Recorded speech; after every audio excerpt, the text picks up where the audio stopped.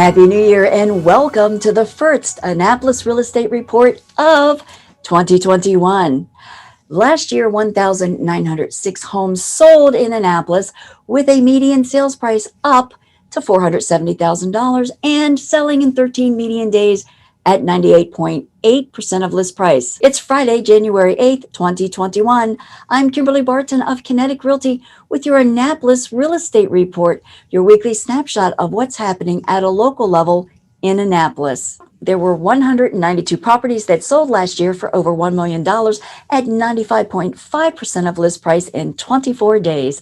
The highest priced home to sell in 2020 was the waterfront home in Melvin Road for $6,200,000. There are currently 42 homes listed for sale over $1 million and a total of 144 homes for sale overall. This is quite a bit down from the inventory we were seeing in 2020. 14 homes are coming soon. 84 homes are currently under contract. 32 homes are temporarily off the market. 107 are pending. 152 homes sold in the whole month of December.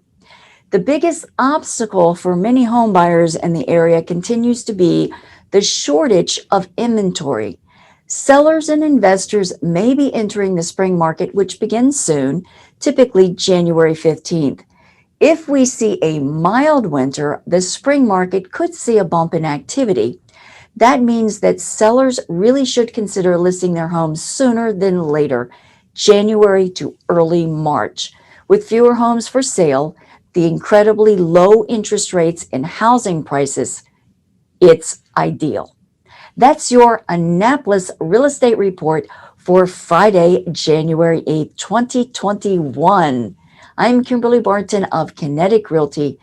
Give me a call at 443-837-5645 if I can answer any questions regarding the market or your specific circumstances.